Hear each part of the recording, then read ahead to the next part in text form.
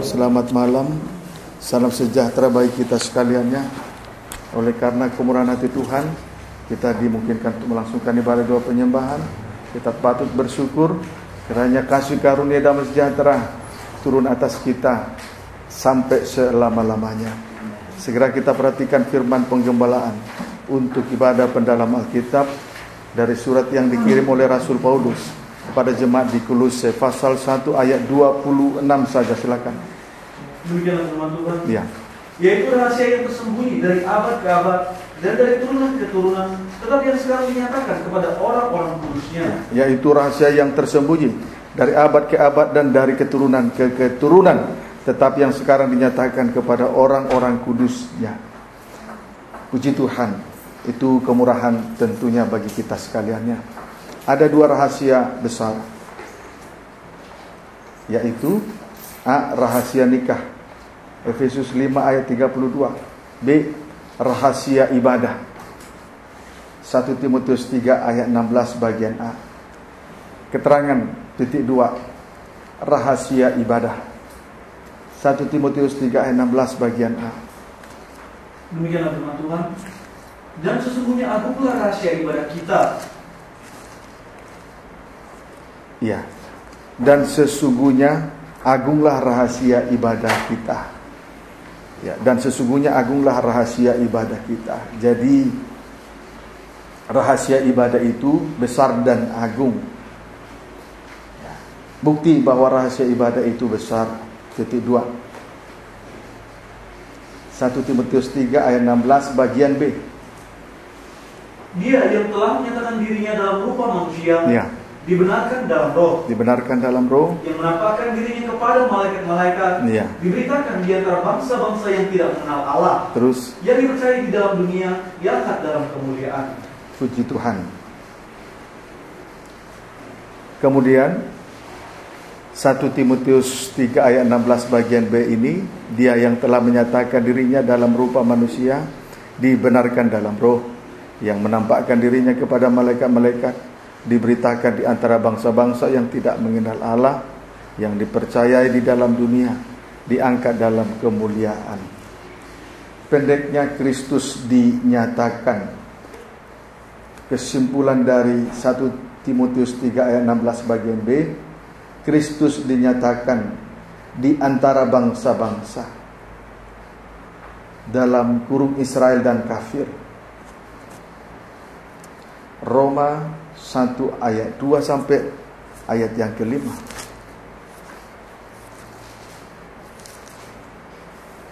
Demikianlah firman Tuhan. Silakan. Injil itu telah dijanjikannya sebelumnya dengan perantaraan nabi-nabinya dalam kitab-kitab suci. Terus tentang anaknya yang menurut daging diperanakan dari keturunan Daud, ya, dan menurut Roh kekudusan dinyatakan oleh kebangkitannya dari antara orang mati, bahwa ia adalah anak Allah yang berkuasa, Yesus Kristus Tuhan kita.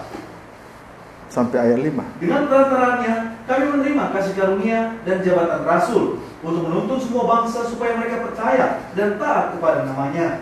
Puji Tuhan.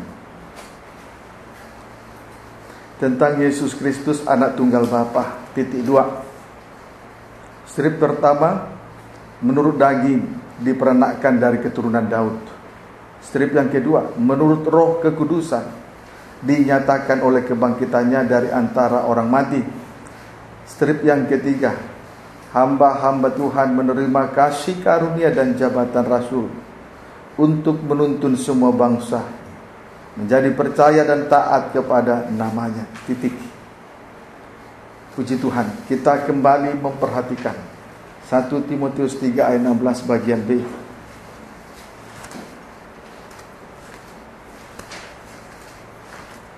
Demikianlah firman Tuhan. Iya. Silakan.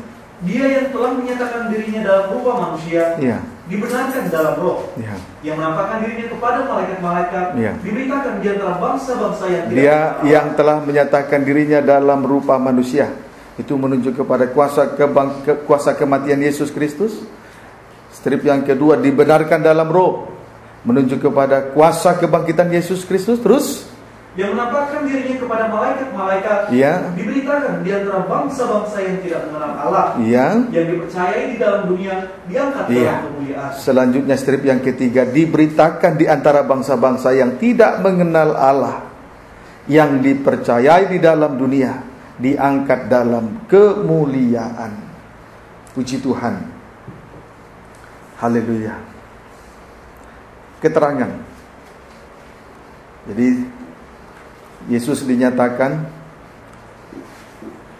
kepada bangsa-bangsa, bukan hanya kepada bangsa Israel, tapi juga seluruh bangsa, termasuk bangsa kafir. Puji Tuhan. Dia yang telah menyatakan dirinya dalam rupa manusia, itu menuju kepada kuasa kematian, dibenarkan dalam roh, menuju kepada kuasa kebangkitannya. Itu sebabnya dia menampakkan dirinya kepada malaikat-malaikat. Strip yang ketiga, diberitakan di antara bangsa-bangsa yang tidak mengenal Allah, yang dipercaya di dalam dunia, diangkat dalam kemuliaan. Jadi dinyatakan Yesus Kristus dinyatakan kepada bangsa-bangsa, termasuk kematian, kebangkitan, dan kemuliaannya. Amin, saudaraku. Yesus Kristus dinyatakan kepada bangsa-bangsa, baik kematiannya, baik kebangkitannya, maupun dia diangkat di dalam kemuliaan. Keterangan diberitakan di antara bangsa-bangsa yang tidak mengenal Allah. Nah, ini menunjuk kepada kemuliaan Yesus Kristus. Pertanyaannya, siapa yang akan memberitakannya di antara bangsa-bangsa? Pertanyaannya, siapa yang akan memberitakannya di antara bangsa-bangsa? Roma 1 ayat 5.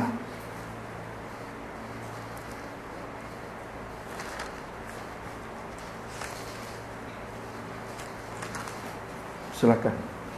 Dengan perantaranya kami menerima kasih karunia dan jabatan rasul untuk menuntun semua bangsa supaya mereka percaya dan taat kepada namanya. Iya.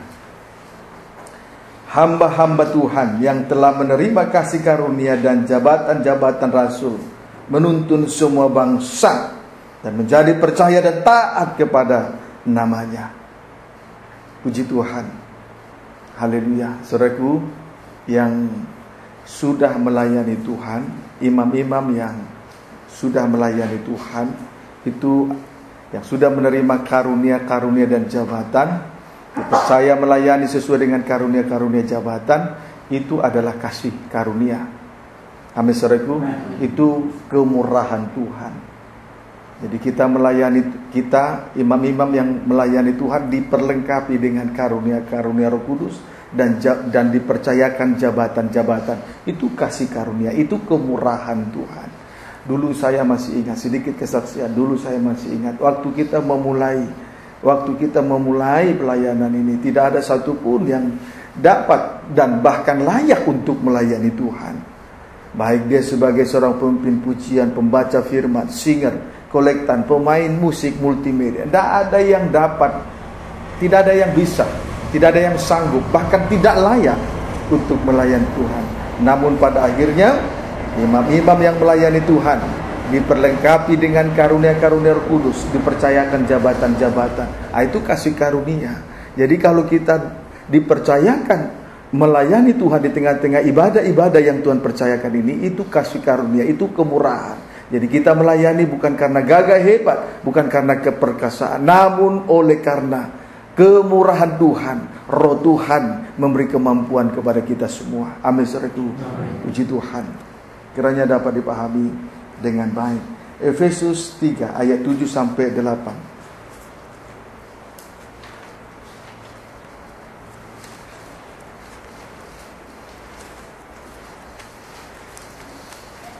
Silakan.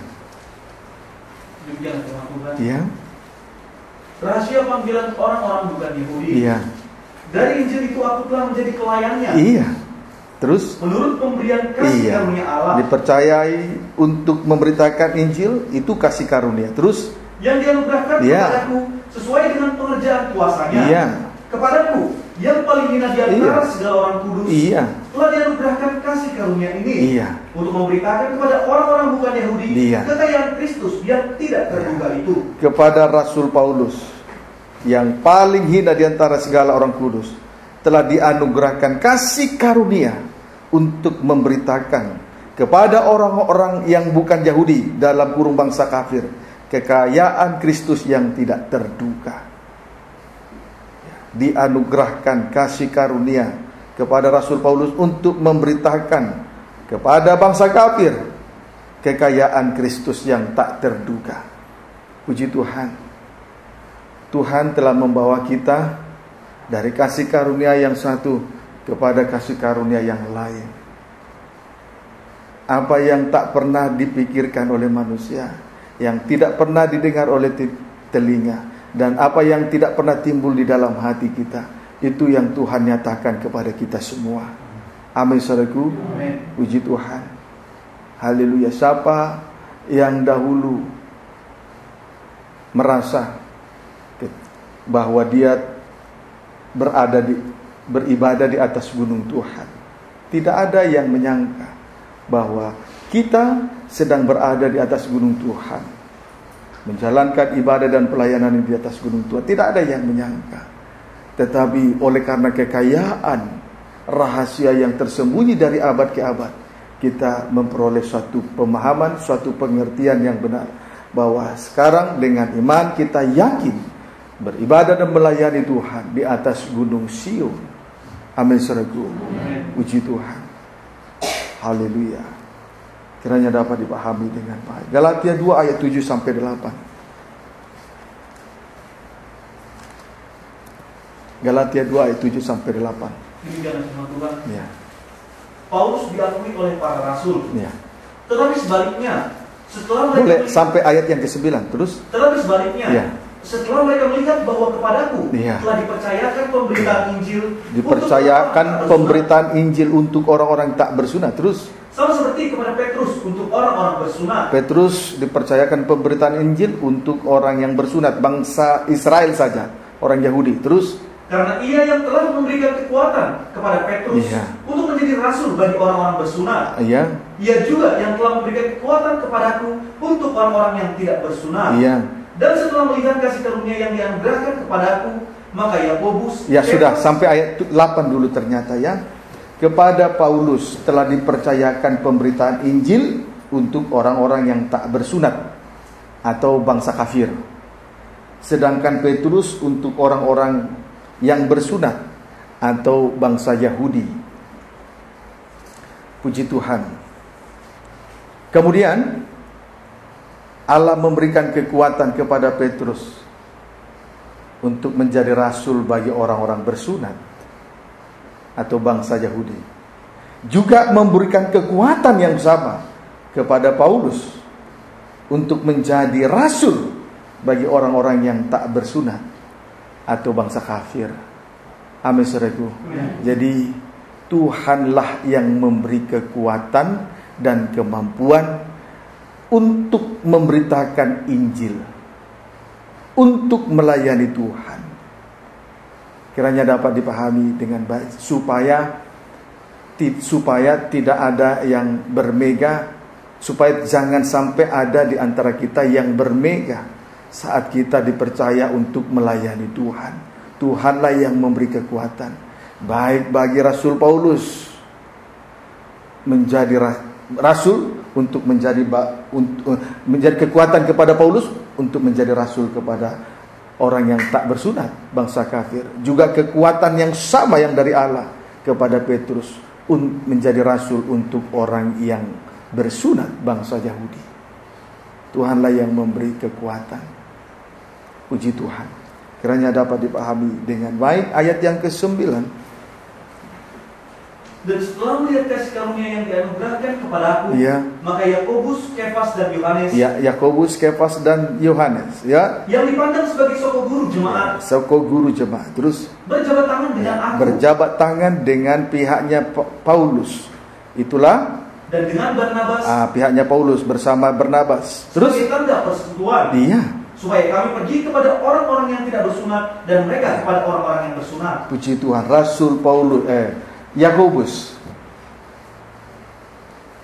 Kefas dalam kurung Petrus dan Yohanes berjabat tangan dengan Paulus dan Barnabas sebagai tanda persekutuan. Sebagai tanda persekutuan. Supaya Paulus dan Barnabas pergi kepada orang-orang yang tak bersunat, dan mereka, Yakobus, Kefas, dan Yohanes dalam kurung, kepada orang-orang yang bersunat. Jadi saudaraku,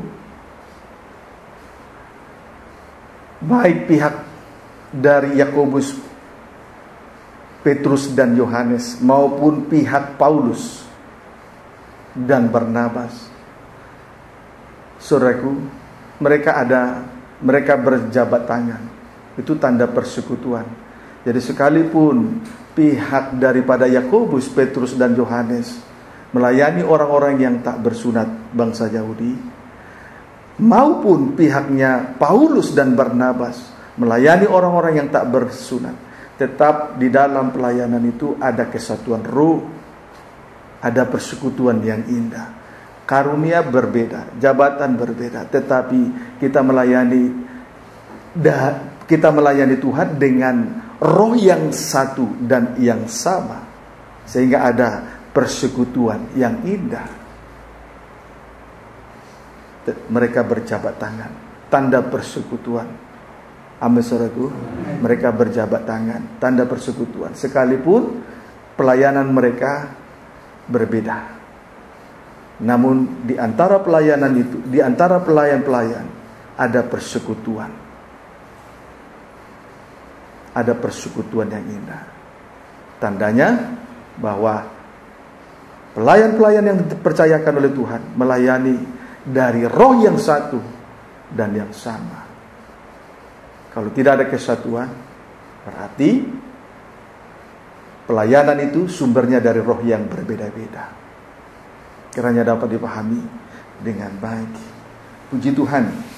Kisah Rasul pasal 26 ayat 16.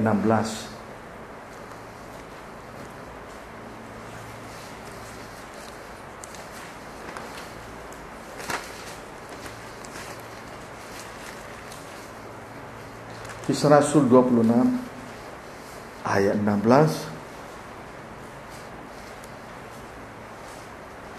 saja. Demikianlah firman Tuhan. Ya. Paulus menceritakan pertobatan dan panggilannya. Ya. Tetapi sekarang bangunlah dan berdirilah. Berdirilah. Aku menampakkan diri kepadamu, ya, untuk menetapkan engkau menjadi pelayan dan saksi. Oh, ada yang terlewatkan tadi ya.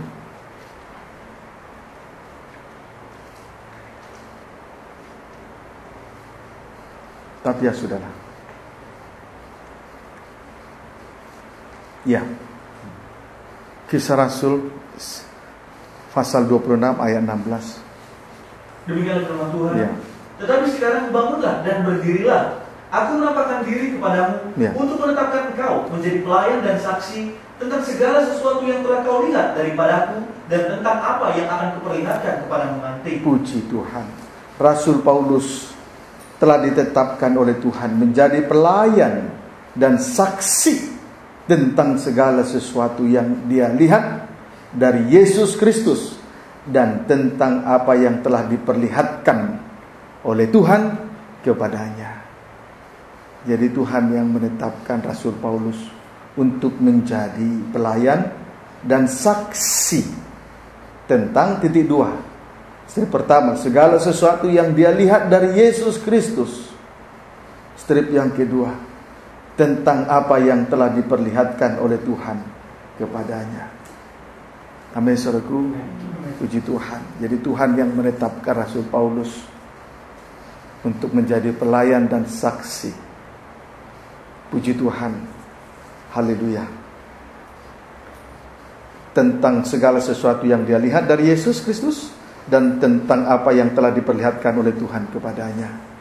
Puji Tuhan. Jadi melayani Tuhan itu, jadi yang menetapkan seorang imam untuk melayani Tuhan adalah Tuhan.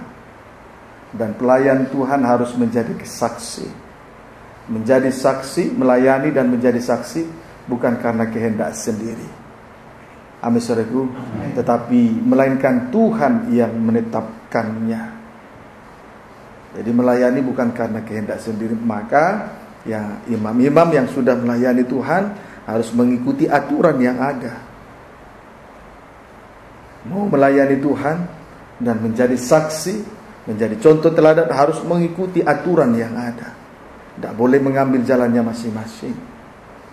Amin saudaraku. Puji Tuhan, kiranya dapat dipahami dengan baik. Sekarang kita akan buktikan apa yang dinyatakan oleh Rasul Paulus tadi kepada jemaat, apa yang telah dinyatakan oleh Rasul Paulus di dalam Kisah Rasul pasal 26 ayat 16 itu tadi. Kita akan buktikan. 2 Korintus 12 ayat 1 sampai 2.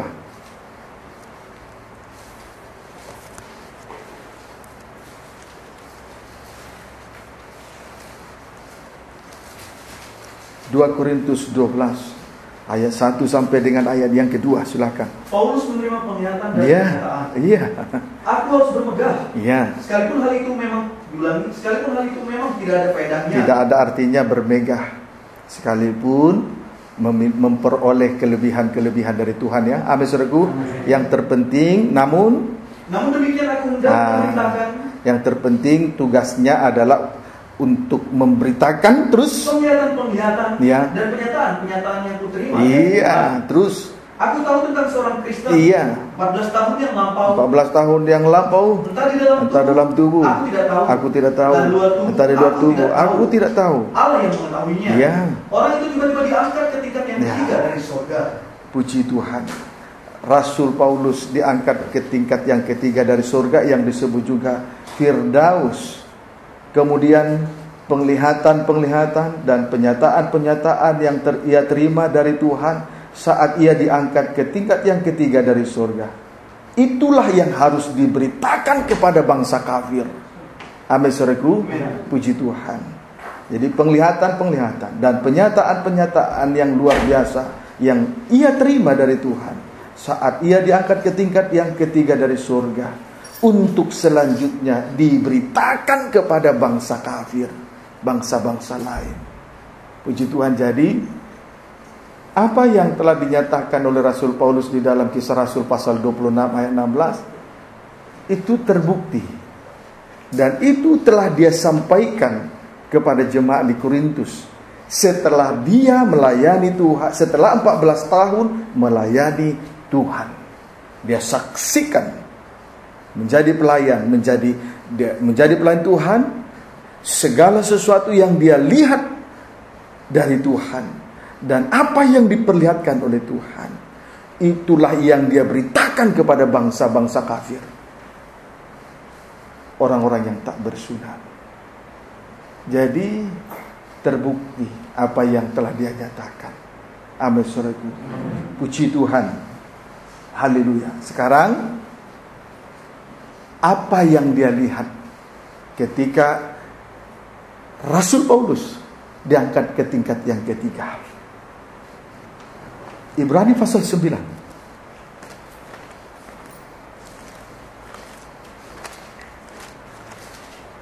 ayat 2 sampai dengan ayat yang keempat. Silakan. Jadi pemberitaan seorang pelayan, seorang saksi harus sesuai dengan apa yang dia lihat dan apa yang harus sesuai dengan apa yang disampaikan oleh Tuhan. Apa yang dia lihat dari Tuhan dan apa yang dinyatakan oleh Tuhan kepadanya. Tidak boleh melayani sesuai kehendak sendiri. Tidak boleh memberitakan firman sesuai kehendak sendiri. Puji Tuhan. Haleluya. Silakan. Ibrani pasal 9 ayat 2 sampai dengan ayat yang keempat. Tempat kudus di bumi dan di surga. Iya. Sebab ada dipersiapkan suatu kemah. Iya. Yaitu bagian yang paling depan. Boleh baca ayat 1. Memang perjanjian yang pertama juga mempunyai peraturan. Perjanjian yang pertama juga mempunyai peraturan-peraturan untuk ibadah. Iya. Dan untuk tempat kudus buatan tangan manusia. Iya, itulah tabernakel. Perjanjian yang pertama itulah tabernakel yang dibangun oleh Rasul Paulus. Ada peraturan-peraturan di sana. Lah, sekarang itu tabernakel di bumi. Sekarang kita lihat tabernakel di surga. sesuai dengan apa yang dilihat oleh Rasul Paulus dan sesuai dengan apa yang diperlihatkan oleh Tuhan kepadanya. Ayat 2 sampai ayat 4. Sebab ada dipersiapkan suatu kemah, yaitu bagian yang paling depan, dan di situ terdapat kaki dian, dan meja dengan roti sajian. Bagian ini disebut tempat yang kudus. Di belakang tirai yang kedua terdapat suatu kemah lagi, yang disebut tempat yang maha kudus. Di situ terdapat mezbah pembakaran ukupan dari emas, dan tabut perjanjian. Dan tabut perjanjian, terus yang seluruhnya disalut dengan emas. Di dalam tabut perjanjian itu tersimpan buli-buli emas berisi mana, tongkat Harun yang pernah bertunas, dan loh batu yang bertuliskan perjanjian. Terima kasih. Puji Tuhan. Rasul Paulus melihat titik 2 pada kemah yang pertama, garis miring bagian depan, itu menuju kepada tempat kudus, yaitu di dalamnya terdapat strip pertama, kaki dian atau pelita emas. Strip yang kedua, meja roti sajian. Kalau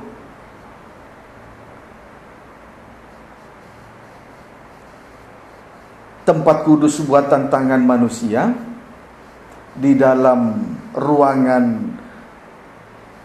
suci ada 3 alat. Kaki dian atau pelita emas, kemudian meja roti sajian, termasuk mezbah dupa emas.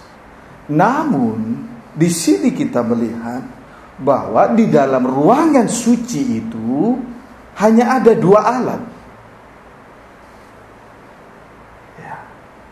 Hanya ada 2 alat.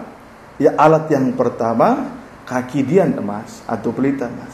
Alat yang kedua meja roti sajian. Sepintas apa yang dilihat oleh tempat ibadah di surga, yang dilihat oleh Rasul Paulus ini, sepintas ini sepertinya bertentangan dengan ibadah buatan tangan manusia atau ibadah di bumi atau tabernakel yang dibangun oleh Musa.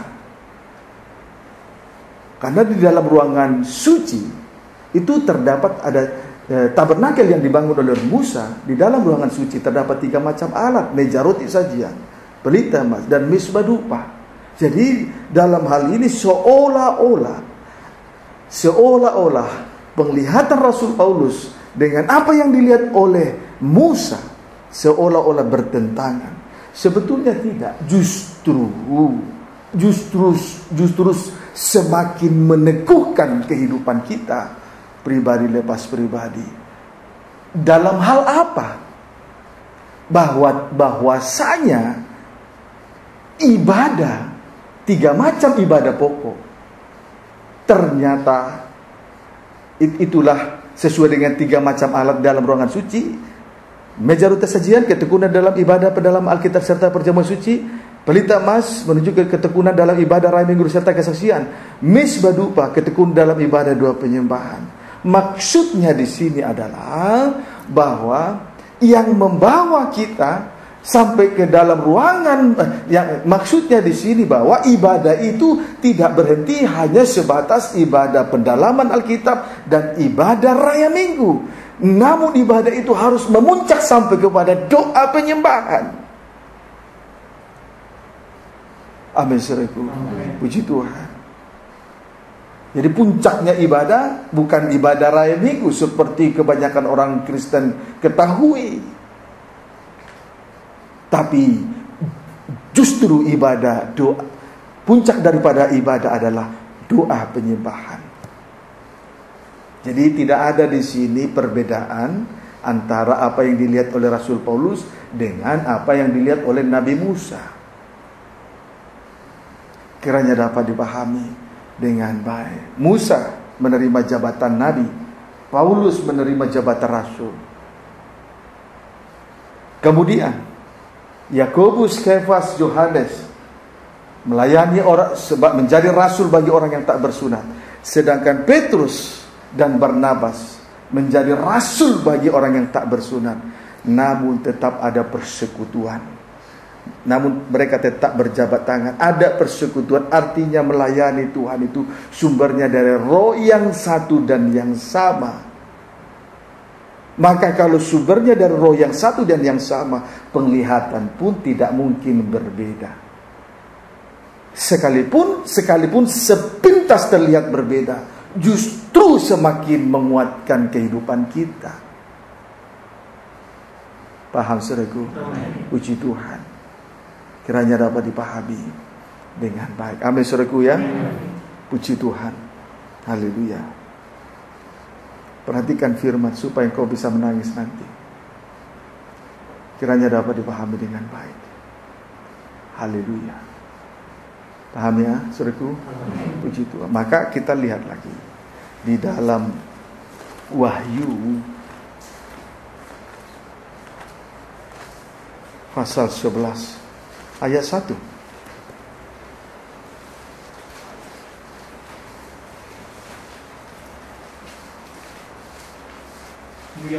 Ya. Dua saksi Allah. Iya.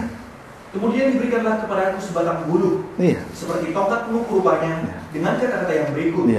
Bangunlah dan ukurlah bait suci Allah dan mesbah mereka yang beribadah di dalamnya. Yang diukur, tugas daripada Elia dan Musa adalah untuk mengukur 3 hal. 1, dengan tongkat pengukur. 1, bait suci Allah, menuju kepada kesucian, kebenaran dan kesucian, atau hidup yang telah dimurnikan. Misbah itu menuju kepada doa penyembahan. Strip yang ketiga, mereka yang beribadah di dalamnya tekun dalam 3 macam ibadah pokok. Puji Tuhan. Jadi yang diukur oleh Musa dan Elia dengan tongkat pengukur itu ada 3. Salah satunya adalah misbah. Itulah doa penyembahan. Amin saudaraku. Puji Tuhan. Maka ibadah kita harus memuncak kepada doa penyembahan. Tidak berhenti hanya ibadah raya minggu, tidak hanya tekun dalam ibadah raya minggu disertai kesaksian dan ibadah pendalam Alkitab disertai perjamuan suci, tapi harus memuncak kepada doa penyembahan. Namun juga tidak hanya tekun dalam ibadah doa penyembahan. Harus juga tekun dalam 3 macam ibadah pokok dan memuncak di dalam ketekunan itu, memuncak sampai kepada doa penyembahan. Itu penyerahan diri secara total kepada Tuhan. Puji Tuhan, bagaikan ukupan yang naik di hadirat Tuhan, bertemu dengan Allah. Itu penyerahan diri secara total, penyerahan diri sepenuh kepada Tuhan. Kiranya dapat dipahami dengan baik. Amin saudaraku. Saudara, kita lihat Wahyu 12 ayat yang ke 16 sampai dengan ayat 17. Ayat 15 sampai 17. Naga memburu perempuan itu. Iya. Lalu ular itu menyemburkan dari mulutnya air sebesar sungai ke arah perempuan itu, supaya ia dihanyutkan sungai itu. Iya, terus. Tetapi bumi datang menolong perempuan itu. Iya. Ia membuka mulutnya sampai 16 terus. Dan menelan sungai yang disemburkan naga itu dari mulutnya. Di sini kita melihat bahwa ular naga itu menyemburkan dari mulutnya air sebesar sungai ke arah perempuan itu, dalam kurung pengantin perempuan, supaya ia dihanyutkan sungai itu. Tetapi bumi datang menolong perempuan itu.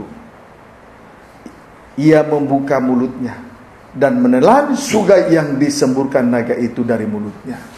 Jadi yang menolong mempelai perempuan adalah, di sini yang menolong mempelai perempuan adalah bumi datang menolong perempuan itu. Yang menolong perempuan itu adalah bumi.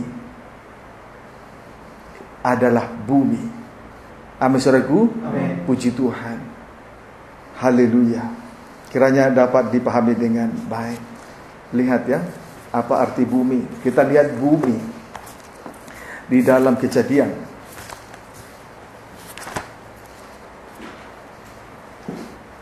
Ayat 6 saja. Demikian firman Tuhan. Iya. Tetapi ada kabut naik ke atas dari bumi. Dari bumi ada kabut naik ke atas dan membasahi seluruh permukaan bumi. Iya. Ada kabut naik ke atas dari bumi. Dari bumi ada kabut naik ke atas Itu menunjuk kepada doa penyembahan. Kita lihat itu penggenapannya di dalam Wahyu pasal yang ke-8. Ayat 3-4. Meterai yang ketujuh. Iya. Maka datang seorang malaikat lain, dan dia pergi berdiri dekat mezbah dengan sebuah penumpang emas. Dan kepadanya diberikan banyak kemenyan. Dia diberikan banyak kemenyan. Terus untuk dipersembahkannya terus bersama-sama dengan doa semua kudus di atas mezbah emas di hadapan tahta. Terus maka naiklah asap kemenyan bersama-sama dengan doa orang-orang kudus itu dari tangan malaikat itu. Puji Tuhan. Naiklah asap kemenyan. Asap dupa kemenyan yang naik ke hadirat Tuhan. Itulah doa penyembahan. Itu yang menolong kehidupan kita. Itu yang menolong gereja Tuhan. Itu yang menolong pengantin perempuan. Wahyu 12 ayat 17. Demikian firman Tuhan. Iya. Maka marahlah naga itu kepada perempuan itu. Iya. Lalu pergi memerangi keturunannya yang lain. Keturunannya yang lain. Terus yang menuruti hukum Allah. Menuruti hukum Allah. Dan memiliki kesaksian Yesus. Memiliki kesaksian Yesus. Yang menjadi sasaran daripada si ular tua naga merah padam adalah mereka yang hanya memiliki hukum-hukum Allah dan yang memiliki kesaksian Yesus, firman dan Roh Kudus. Itu yang menjadi sasaran daripada si mata dari ular tua naga merah padam. Jadi kalau ibadah kita tidak memuncak sampai kepada doa penyembahan, maka risikonya tinggi sekali. Amin, saudaraku. Sehingga apa yang dilihat oleh Rasul Paulus ini justru semakin meneguhkan kehidupan kita di hadapan Tuhan. Bukan malah melihat sisi perbedaan antara apa yang dilihat oleh Rasul Paulus dengan apa yang dilihat oleh Musa. Justru meneguhkan hidup kita untuk tekun dalam doa penyembahan, untuk supaya ibadah kita memuncak sampai kepada doa penyembahan. Amin, saudaraku. Nah, itulah yang dilihat oleh Rasul Paulus. Itulah penglihatan. Itulah tentang penglihatan Rasul Paulus ketika dia diangkat ke tingkat yang ketiga dari Firdaus. Inilah yang harus disampaikan. Maka kalau kita perhatikan waktu bangsa Israel dibawa keluar dari Mesir dan dibawa sampai di Gunung Sinai. Pada saat itu Allah turun disertai dengan 3 hal. Yang pertama, kilat dengan bunyi guru menderu. Itu kemudian awan padat. Kemudian sangkakala, bunyi sangkakala, terdengar bunyi sangkakala. Bahkan bunyi sangkakala itu kian lama terdengar kian keras. Ini berbicara tentang ketekunan dalam 3 macam ibadah pokok. Puji Tuhan. Haleluya. Jadi ibadah di bumi harus adalah gambaran dan bayangan dari apa yang ada di surga. Itu yang diperlihatkan oleh Rasul Paulus. Itu yang harus diberitakan oleh Rasul Paulus. Bukan soal berkat-berkat. Bukan soal hal-hal yang lahiriah di bumi. Bukan soal perkara lahiriah dan kesibukan di bumi. Bukan.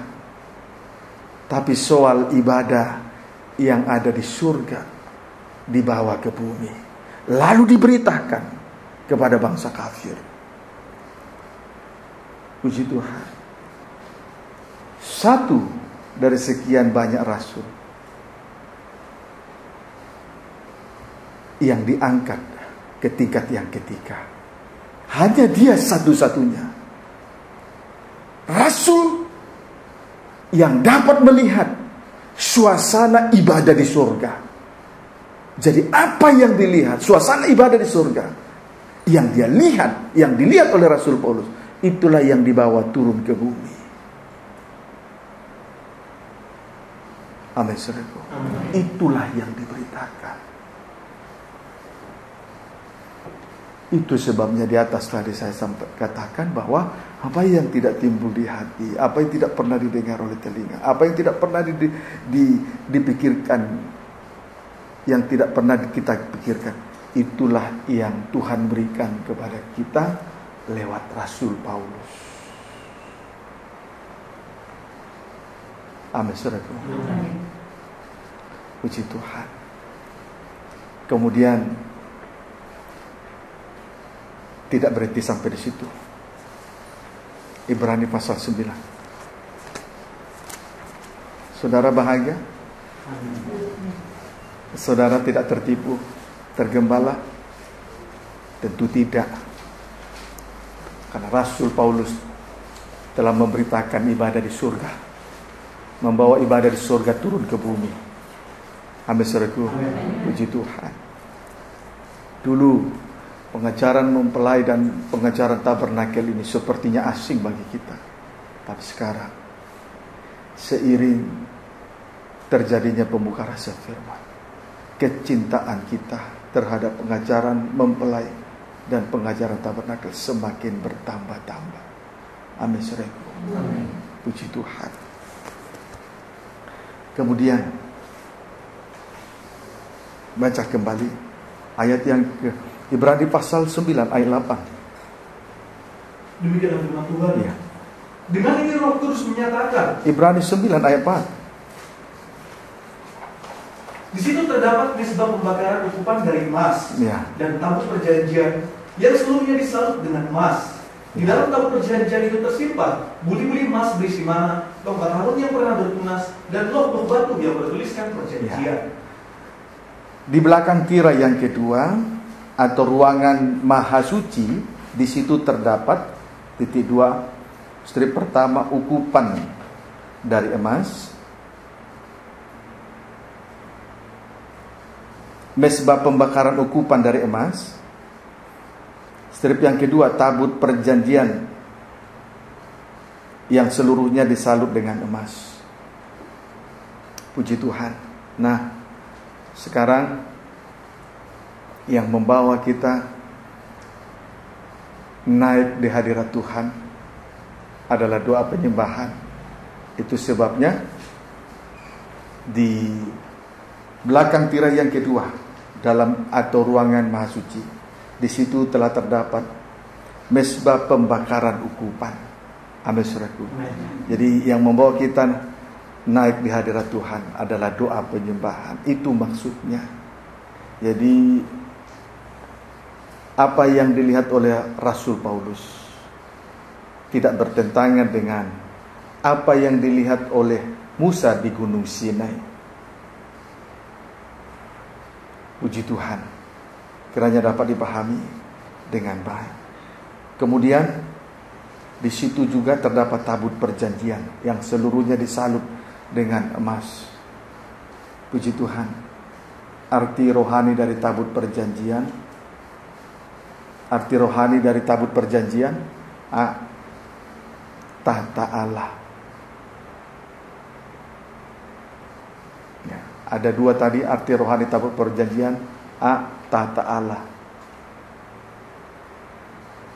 B, menuju kepada persekutuan persekutuan yang indah antara tubuh sidang jemaat dengan Kristus sebagai kepala. Puji Tuhan. Haleluya. Saudaraku, tentang tata Allah. Tata Allah menunjukkan bahwa Yesus adalah Raja. Amin, saudaraku. Menunjukkan bahwa Yesus adalah Raja. Kemudian pengertian yang kedua dari tabut perjanjian adalah persekutuan yang indah, atau persekutuan yang indah antara tubuh dengan kepala. Itu sama dengan hubungan intim atau hubungan nikah. menunjukkan bahwa Yesus adalah mempelai laki-laki surga. Paham saudaraku? Menunjukkan bahwa Yesus adalah mempelai laki-laki surga. Jadi dia raja sekaligus mempelai laki-laki surga. Nah, itulah yang dilihat oleh Rasul Paulus. Dan selanjutnya, apa yang dilihat di belakang tirai yang kedua? Itu harus diberitakan kepada bangsa kafir, orang-orang yang tak bersunat. Pendeknya, Rasul Paulus mengusung pengajaran mempelai dan pengajaran tabernakel, memberitakan pengajaran mempelai dan pengajaran tabernakel kepada bangsa kafir. Kita patut bersyukur kepada Rasul Paulus, bersyukur kepada Tuhan, karena Tuhan menetapkan Rasul Paulus menjadi pelayan dan saksi dalam hal memberitakan pengajaran mempelai atau firman pengajaran mempelai dalam terangnya tabernakel. Amin saudaraku. Puji Tuhan. Pengajaran mempelai ditemukan di Indonesia, dan ini harus dibawa sampai ke barat. Pembangunan tabernakel dimulai dari timur sampai ke barat. Penginjil-penginjil telah datang dari timur ke barat. Tetapi pembangunan tubuh Kristus, pengajaran mempelai, dimulai dari timur sampai ke barat. Seperti kilat yang memancar dari timur sampai ke barat. Puji Tuhan, dari timur hamba-hamba Tuhan telah diutus ke barat. Dari timur telah diutus. Dari barat, bukan dari barat, Tuhan telah mengutus hamba-hambanya untuk membawa kabar berita penginjilan. Tetapi nanti pengajaran mempelai ini dimulai dari timur sampai ke barat. Hambanya Bapak Pendeta Pankesel dipakai oleh Tuhan untuk mendapatkan pengajaran yang besar ini dan mulia. Dan selanjutnya, oleh kemurahan Tuhan, kita teruskan. Beliau telah dipanggil oleh Tuhan, meninggal. Tetapi pengajaran yang besar ini kita lanjutkan dari timur sampai ke barat. Amin saudaraku. Amin. Kita lanjutkan. Maka kita semua harus berjabat tangan. Ada persekutuan yang indah, yang erat, yang disatukan oleh roh yang satu dan yang sama. Tidak boleh mengambil jalannya masing-masing. Amin saudaraku. Puji Tuhan. Satu Tuhan, satu pengajaran, satu baptisan, yang semuanya itu diikat oleh kesatuan damai sejahtera. Tidak boleh diikat oleh roh-roh yang lain. Amin saudaraku. Kita harus rukun. Tidak mungkin saya sendiri membawa pengajaran mempelai ini. Harus ada kesatuan. Amin saudaraku. Kiranya dapat dipahami dengan baik. Puji Tuhan. Haleluya. Hargai apa yang telah dinyatakan oleh Tuhan kepada kita malam ini. Apa yang telah dilihat oleh Rasul Paulus, diberitakan kepada bangsa kafir, orang-orang yang tak bersunat. Kiranya dapat dipahami dengan baik. Ya, amin saudaraku. Puji Tuhan. Kita lihat dulu 1 Wahyu pasal 19 ayat 6 sampai dengan ayat 8.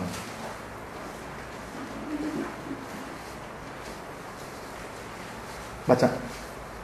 Ya, Bapak Reli, cepat.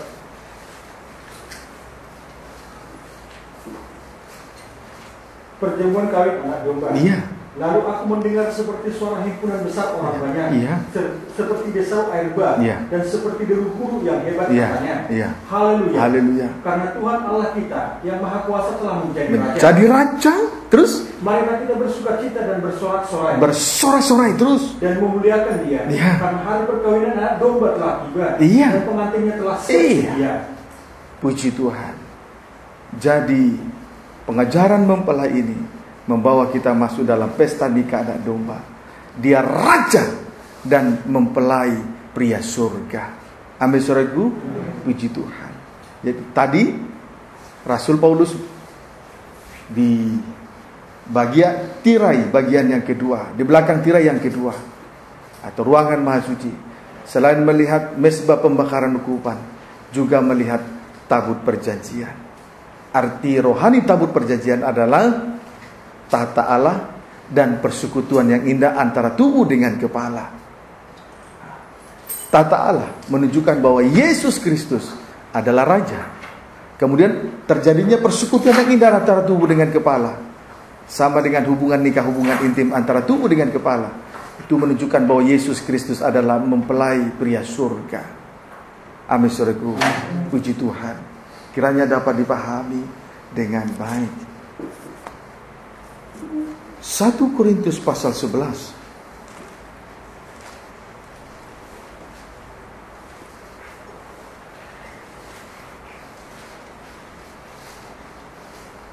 Dua Korintus pasal 11 maksud saya.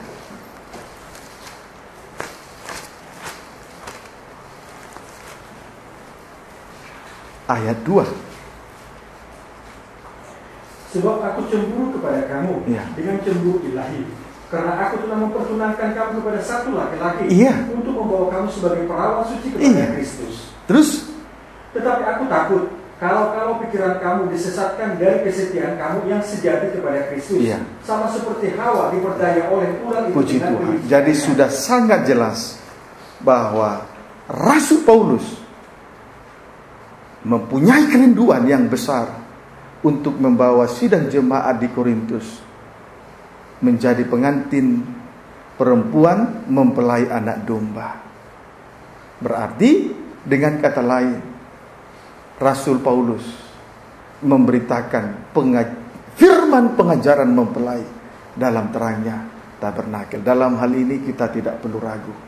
Sebab itu Rasul Paulus cemburu dengan cemburu ilahi. Dia takut kalau pikiran daripada sidang jemaat di Korintus ini disesatkan dari kesetiaan mereka yang sejati kepada Kristus. Dialah mempelai pria surga. Puji Tuhan. Itulah kecemburuannya kepada sidang jemaat di Korintus. Kiranya dapat dipahami dengan baik. Amin saudaraku. Puji Tuhan. Dia rindu untuk membawa jemaat di Korintus menjadi perawan suci, menjadi pengantin perempuan mempelai anak domba. Menunjukkan bahwa Rasul Paulus dia adalah pemberita pengajaran, dia adalah pemberita firman pengajaran mempelai dalam terangnya tabernakel. Kiranya dapat dipahami dengan baik. Amin saudaraku. Puji Tuhan. Kita bersyukur Tuhan memakai Rasul Paulus menjadi pelayan dan saksi dari apa yang dilihat dari Tuhan dan apa yang Tuhan perlihatkan kepada dia. Puji Tuhan. Dan dia memberitakan pengajaran mempelai dengan kekuatan yang dari Tuhan. Kiranya dapat dipahami dengan baik. Dibutuhkan kekuatan untuk memberitakan pengajaran mempelai. Karena terlalu banyak ajaran-ajaran lain yang menyesatkan sidang jemaat dari kesetiaan mereka yang sejati kepada Kristus. Seperti Hawa diperdaya oleh ular.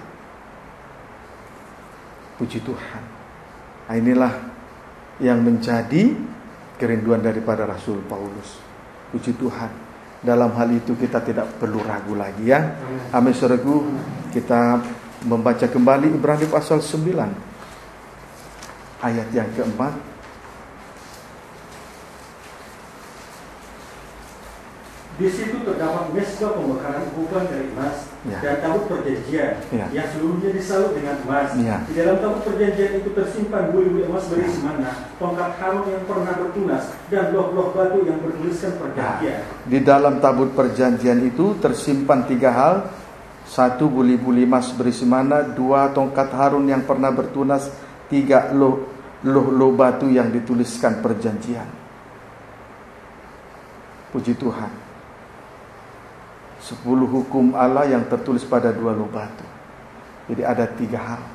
Dan itu sudah bersifat permanen. Bersifat permanen. Puji Tuhan. Buli-buli emas berisi mana?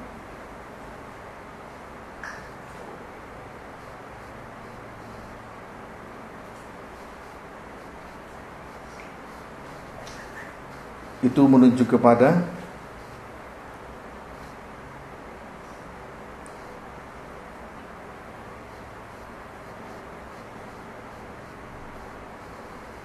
itu firman Allah. Itu sama dengan firman Allah yang bersifat permanen. Ya, tongkat Harun yang pernah bertunas itu sama dengan Roh Kudus yang bersifat permanen. 2 loh 10 hukum yang 2 loh batu yang berisikan 10 hukum itu sama dengan kasih yang bersifat permanen. Puji Tuhan. Kiranya dapat dipahami dengan baik. Haleluya. Galatia 1 ayat 12.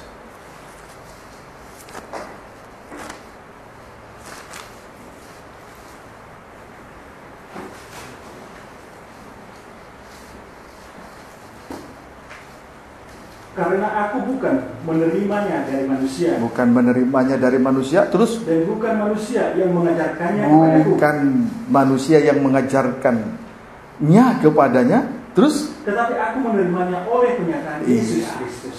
Jadi Rasul Paulus memberitakan pengajaran mempelai dan pengajaran tabernakel itu sesuai dengan apa yang dia terima oleh penyataan Yesus Kristus kepada dia. Jadi pengajaran mempelai dan pengajaran tabernakel yang dia beritakan itu bukan diterima dari manusia, dan bukan manusia yang mengajarkannya kepadanya, tetapi itu dari Tuhan, tetapi Tuhan yang mengajarkannya, dan dari Tuhan dia menerimanya, dan selanjutnya disampaikan kepada bangsa kafir. Amin saudaraku. Puji Tuhan. Kiranya dapat dipahami dengan baik. Jadi saudara tidak perlu ragu lagi, tidak perlu bimbang oleh karena ketidakpercayaan terhadap pengajaran mempelai, firman pengajaran mempelai dalam terangnya tabernakel. Dia mendapatkan ini dari Tuhan. Dia menerimanya dari Tuhan, dan Tuhan yang mengajarkannya kepada dia, dan selanjutnya diberitakan kepada bangsa kafir. Kita ini bukan bangsa pilihan.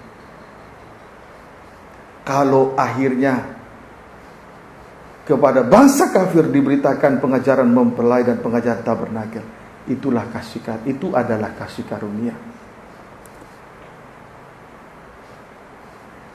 Amin. Puji Tuhan. Kiranya dapat dipahami dengan baik. Haleluya. Saudaraku, tidak ada lagi melebihi pengajaran yang melebihi dari firman pengajaran mempelai dalam terangnya tabernakel. Sekalipun dia menggunakan metode ini, metode itu, dengan metode-metode, dengan segala ilmu pengetahuan yang dimiliki oleh manusia. Kiranya dapat dipahami dengan baik. Kisah Rasul 26 ayat 17.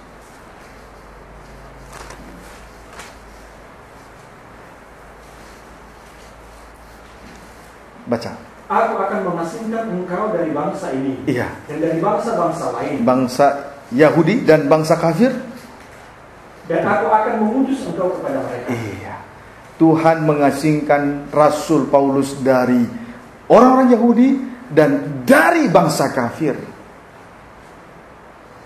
Sebab Tuhan mengutus Rasul Paulus bukan saja kepada bangsa kafir, tetapi juga kepada orang-orang Yahudi. Puji Tuhan, ia diasingkan. Artinya Rasul Paulus dikhususkan bagi Tuhan. Berarti firman pengajaran mempelai dalam terangnya tabernakel menunjukkan yang kita terima ini dari Tuhan, menunjukkan bahwa Tuhan sedang mengkhususkan kita dari bangsa-bangsa lain. Amin, saudaraku. Bukankah ini adalah janji yang membuat hati kita semakin yakin untuk lebih sungguh-sungguh lagi melayani Tuhan, yakin untuk lebih sungguh-sungguh lagi menyerahkan diri kepada Tuhan tanpa keraguan-raguan. Amin, saudaraku. Betul-betul kita dikhususkan, tidak perlu ragu lagi. Diasingkan dari orang Yahudi, diasingkan dari bangsa kafir, menunjukkan bahwa Rasul Paulus dikhususkan. Sama halnya ketika kita menerima firman pengajaran mempelai dalam terangnya tabernakel, menunjukkan bahwa kita telah dikhususkan bagi Tuhan.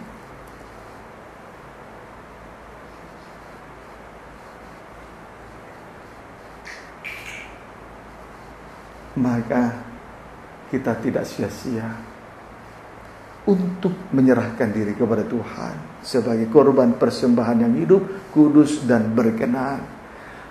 Maupun segala apa yang telah kita korbankan, tenaga, pikiran, waktu, bahkan uang sekalipun, materi yang kita korbankan, tidak sia-sia. Karena kita telah dikhususkan bagi Tuhan. Amin, saudaraku. Kita semua menjadi biji mata Tuhan, khusus. Puji Tuhan, spesial, khusus, berarti biji mata Tuhan yang harus tetap dipelihara dan dilindungi oleh Tuhan, jauh dari mata ular. Kalau khusus berarti mata Tuhan jauh dari mata ular, sampai pada puncak kesukaran 3,5 tahun kita diasingkan, dikhususkan, dipelihara, jadi mata Tuhan jauh dari mata ular. Tidakkah engkau bahagia mendengar jaminan semacam ini? Amin, saudaraku. Tidakkah kita bahagia mendengarkan jaminan semacam ini? Sampai akhirnya nanti kita di dalam doa penyembahan kita, ucapan syukur itu begitu dalam, tidak ada henti-hentinya. Mungkin saja di dunia ini kita sepertinya diasingkan, dipandang sebelah mata, tidak masuk hitungan, tidak ada titel dan gelar. Tetapi bagi Tuhan kita berharga. Kita dijadikan matanya, mata Tuhan, jauh dari mata ular. Amin, saudaraku. Sekalipun habis raga ini, habis hati ini untuk Tuhan, tapi apa yang kita kerjakan tidak sia-sia. Nanti, sebentar lagi kita akan melayani Tuhan.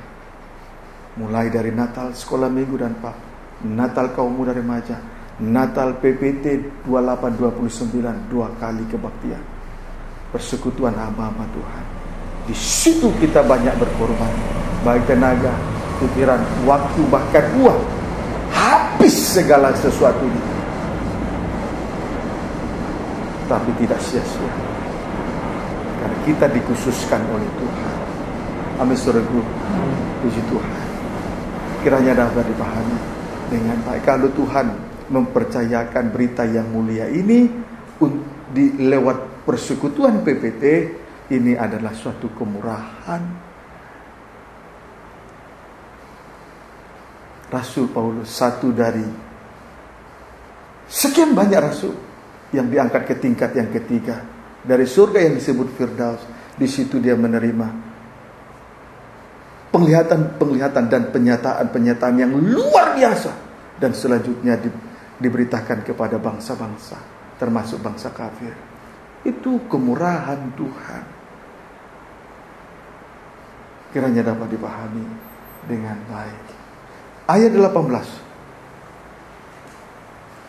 Untuk membuka mata mereka, supaya mereka berbalik dari kegelapan kepada terang, dan dari kuasa iblis kepada Allah, supaya mereka oleh iman mereka kepadaku memperoleh pengampunan dosa dan mendapat bagian dalam apa yang ditentukan untuk orang-orang yang dikuduskan. Lewat firman pengajaran mempelai ini, firman pengajaran mempelai yang diberitakan oleh Rasul Paulus, berkuasa untuk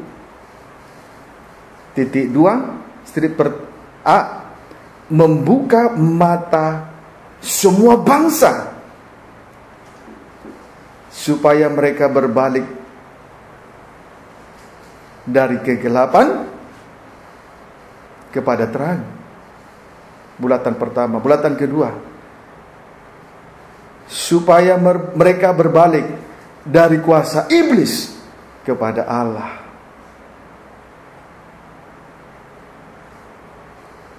Strip yang kedua, supaya mereka oleh iman mereka kepada Tuhan memperoleh pengampunan dosa dan mendapat bagian dalam apa yang ditentukan untuk orang-orang yang dikuduskan.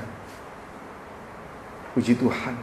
Saudaraku, kita mendapat pengampunan dari Tuhan dan bahkan dikuduskan dan dibenarkan. Itu oleh karena iman di dalam darah salib Kristus. Amin, saudaraku. Puji Tuhan. Kita bangsa kafir dulu berada dalam kegelapan, bangsa yang tak bersunat. Hidup tak bersunat berarti hidup di dalam hawa nafsu dan keinginan daging.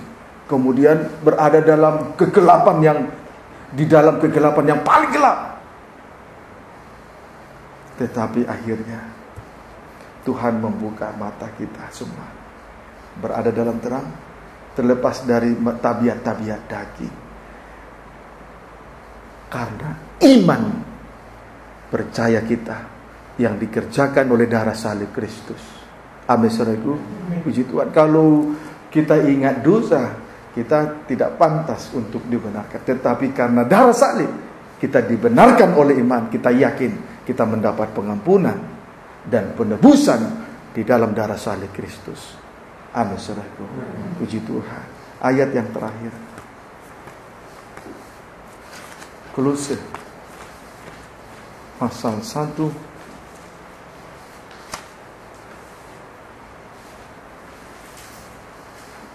1 Timotius pasal 3, 1 Timotius 3 ayat 6 bagian B. Baca. Roma 1, mohon maaf, Roma 1 ayat 5 baca. Dengan perantaraannya kami menerima kasih karunia dan jabatan rasul. Menerima jabatan rasul itu adalah kasih karunia untuk memberitakan firman pengajaran mempelai dalam terangnya tabernakel. Terus untuk menuntun semua bangsa supaya mereka percaya dan taat kepada namanya. Tuhan Yesus memberkati kita semua. Kita tundukkan kepala, kita sujud menyembah kepada